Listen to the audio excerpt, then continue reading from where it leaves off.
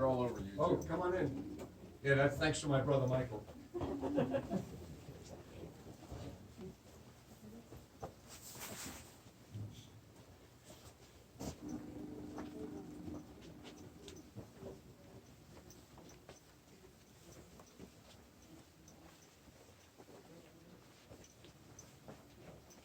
Yeah, come on in.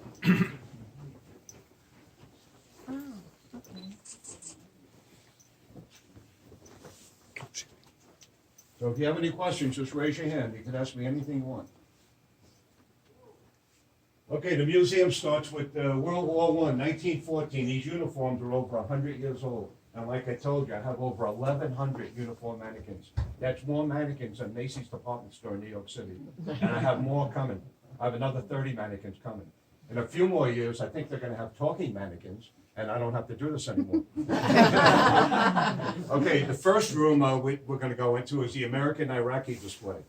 As these mannequins go by, these uniforms, it goes from World War I, World War II, Korea, Vietnam, Iraq, and Afghanistan. Okay, follow me.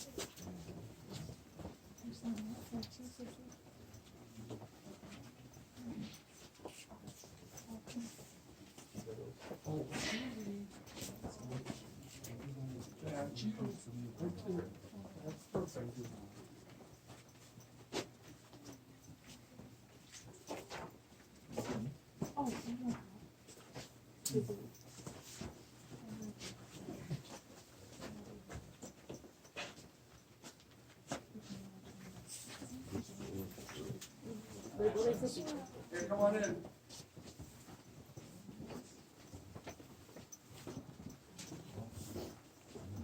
So this is the American-Iraqi display. It starts with January 17th, 1991, Desert Storm. The Fort Carson soldiers nicknamed their uniform the chocolate chip uniform.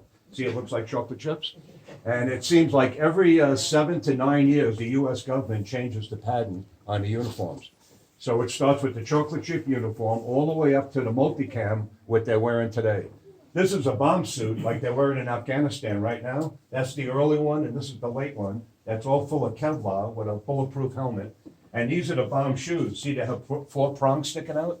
So they don't put all the weight on a diaphragm landmine when they're walking around. All it takes is 30 to 35 pounds of pressure on a diaphragm landmine, and it'll go off. That was a pretty smart idea. Okay, if you turn around here, these are special uniforms to me because these are Fort Carson soldiers' uniforms that over the years I made friends with. In the summer, I give them summer jobs, and I told them, when you go to Iraq, take a picture of you wearing the uniform. When you come back, give me the picture and the uniform, and we'll put you in the honor roll. And that's what these soldiers did. And this winter, I'm going to have to make room for about another almost 25 more mannequins. The museum's all filled up. I have no more room. Okay, let's go right down the aisle here. These are all souvenirs they brought me back in the last 26 years from Iraq. And every year they tell me it's getting harder and harder to get stuff out of the country because the government, even though they make believe they like us, they really don't. They don't want that stuff taken back to America.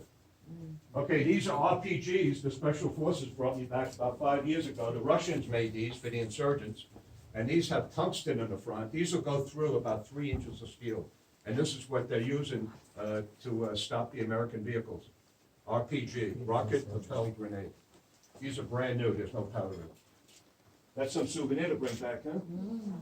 Hey, come around the turn here. This is the night vision that the Americans are using now. You can see an insurgent, they told me, up to 5 to 600 yards away.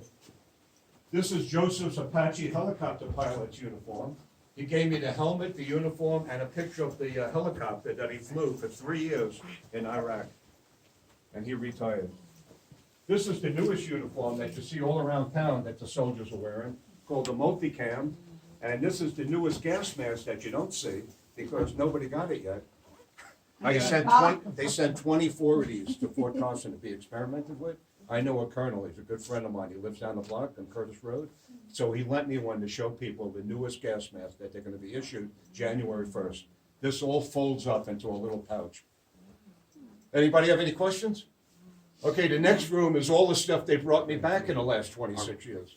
Everything is authentic, nothing says Toys R Us. Or Walmart.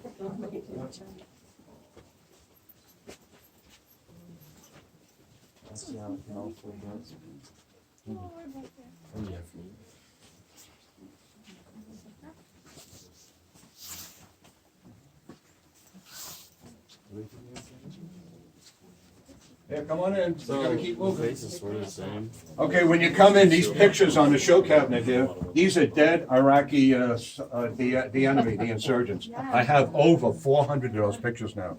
They have to photograph the body after they shoot them. Poor person. Okay, over here, this is called the hookah. They could bring back a new one, they told me, but not a used one because the disease is over there. They don't want to bring back a used one. Okay, and these two show cabinets here, when you get to where I'm standing, they have, these are original homemade knives that they took away from the bad guys. Some of them even have blood stains on them.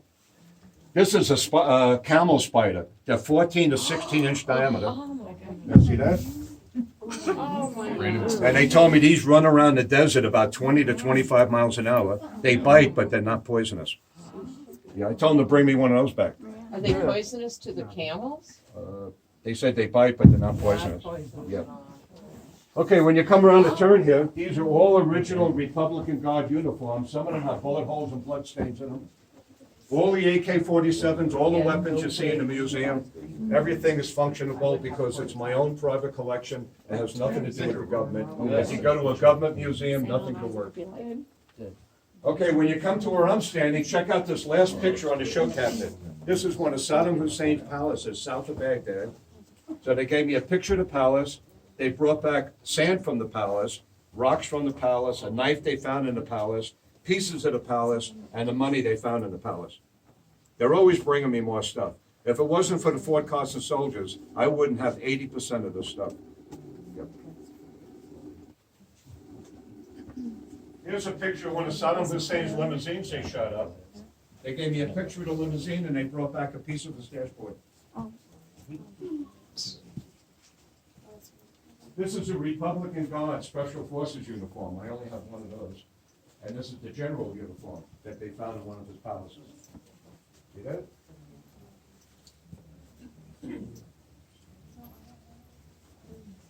Yeah, let's come around the turn here. I want to show you these pictures. They're very important. They really belong in a history book. And I have the CD card.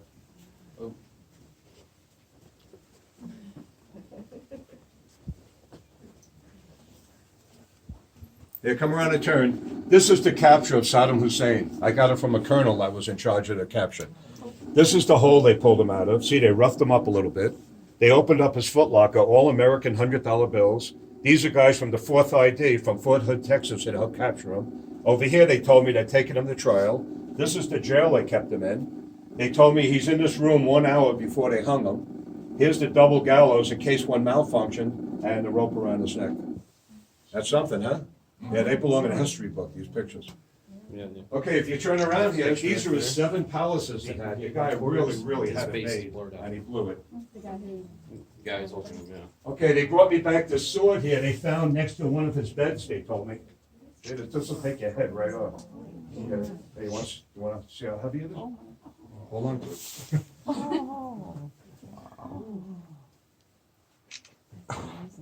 Yeah, yeah, they're always bringing more stuff back.